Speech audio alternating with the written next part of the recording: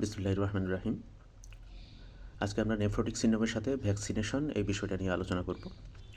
প্রথমে আমরা দেখব যে ভ্যাকসিনেশনের সাথে মানে কোনো একটা ওষুধ নেফ্রোটিক সিন্ড্রোমের শেষ হওয়ার পরে কতদিন পরে আমরা লাইভ ভ্যাকসিন দিতে পারবো, এটা নিয়ে প্রথমে আলোচনা। প্রথমে আমরা আসি প্রেডনিসোলোন নিয়ে।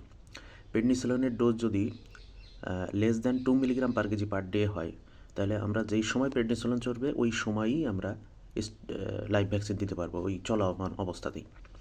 আর যদি 2 milligram or more than 2 milligram per KG per day কিন্তু 14 দিনের কম হয়, তাহলে সেক্ষেত্রে স্টেরয়েড শেষ করার পরে ভ্যাকসিনেশন দিতে পারবো।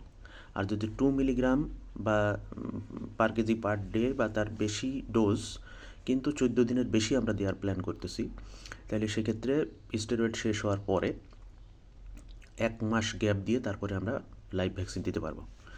এরপরে আরেকটা 1 মাসের ব্যাপার আছে, সেটা হলো এলএমসি।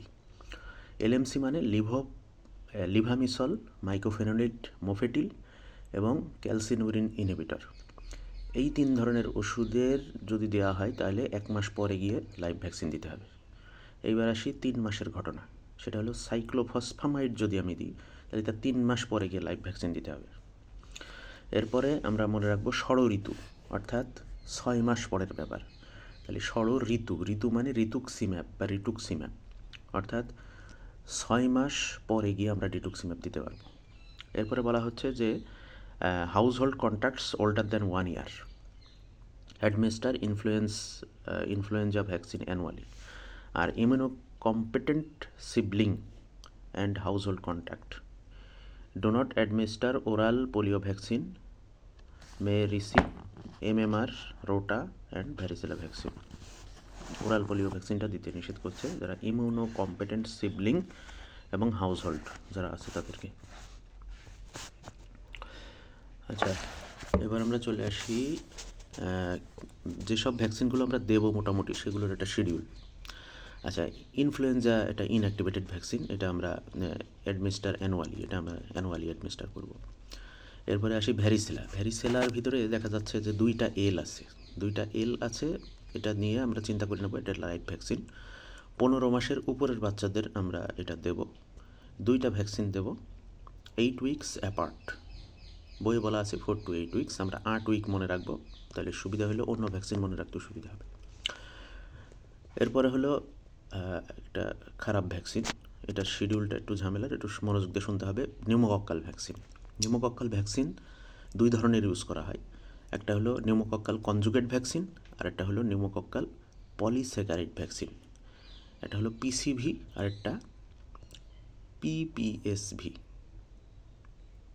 পলিস্যাকারাইড, ওখানে পিএস। আচ্ছা, এখানে 2 ভাগে আমরা ভাগ করব, 6 বছরের নিচের বাচ্চা, 6 বছরের উপরের বাচ্চা। 6 বছরের নিচের বাচ্চার যদি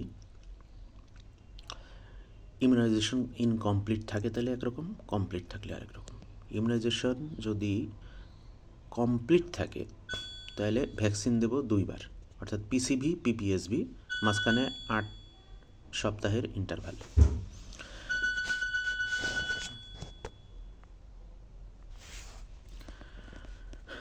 আর যদি সে ইমিউনাইজড না থাকে, কমপ্লিটলি ইমিউনাইজড না থাকে, তাহলে 8 সপ্তাহের ইন্টারভ্যাল রেখে প্রথমে পিসিভি, তারপরে পিসিভি, এরপরে পিপিএসভি। তাহলে আমি আবার বলি, 6 বছরের নিচের বাচ্চা কমপ্লিটলি ইমিউনাইজড, তার মানে তার ভ্যাকসিনেশন কম দিতে হবে, অর্থাৎ পিসিভি দেব, পিপিএসভি দেব।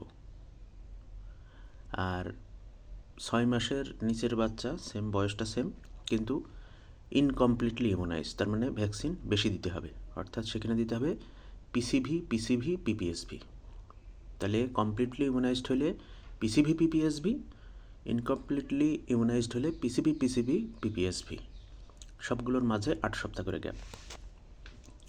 6 বছরের উপরের বাচ্চার সেম ব্যাপার যদি ঘটে, অর্থাৎ ইমিউনোকম্প্রোমাইজ, ওখানে 6 বছরের নিচের বাচ্চাদের যে ভ্যাকসিনেশন দিয়েছিলাম প্রথম ভ্যাকসিনটা বাদ চলে যাবে শুধু 6 বছরের উপরে বাচ্চার ক্ষেত্রে। সেটা কি, আগে ছিল